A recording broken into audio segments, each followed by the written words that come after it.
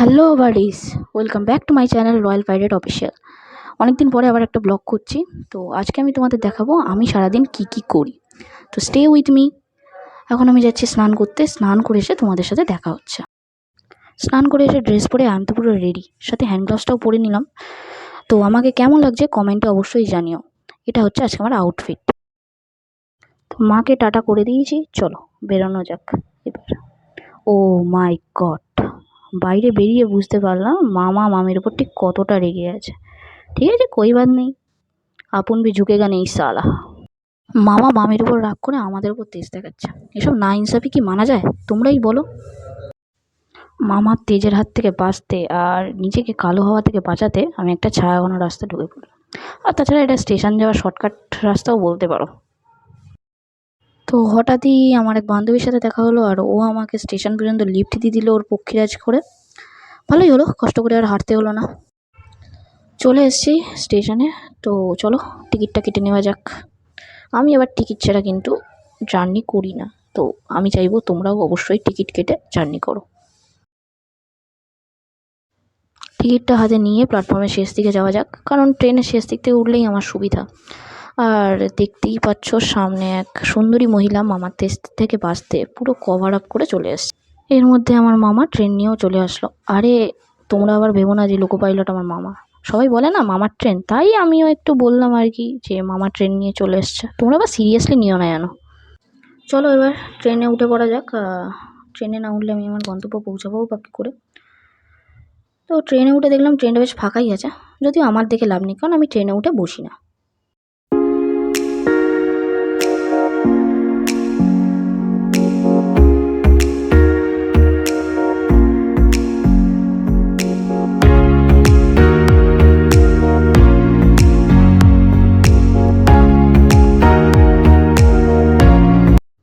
সত্যি কথা বলতে ট্রেনে উঠে বসি না, তার দুটো কারণ। একটা হচ্ছে এই গেটের ধারে দাঁড়িয়ে হাওয়া উপভোগ করা ব্যাপারটা, আর একটা হচ্ছে সাইট সিন, যেটা আমার খুব ভালো লাগে দেখতে।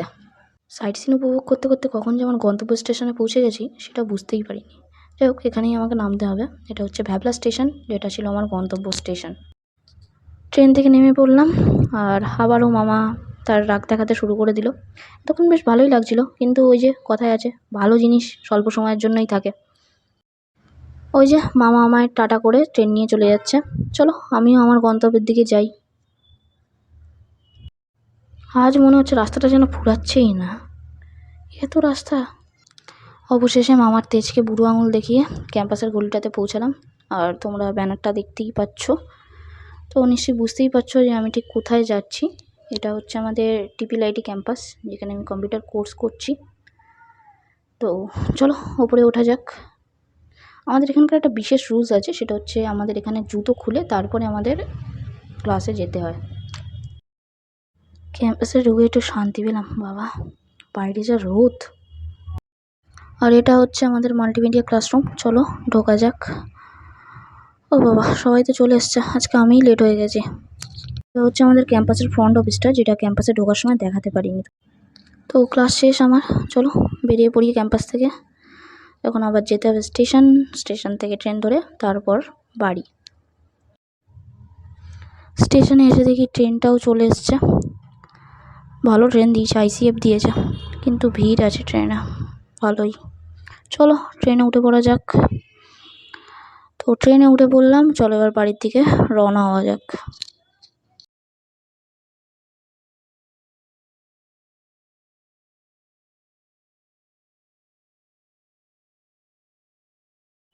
দেখো আবার কিন্তু আমি গেটের ধারে দাঁড়িয়ে আছি। সত্যি কথা বলতে ট্রেনে উঠে সিটে ঠিক বসতে ইচ্ছা করে না। আর এই নিমদারি থেকে টাকির পথটা ট্রেনটা খুব স্পিডে চালায়, ভালোই লাগে খুব। ট্রেন থেকে নেমে পড়লাম টাকি স্টেশনে। আর এই রোদে আবার হাঁটতে হবে, এটা ভেবেই কান্না পাচ্ছে।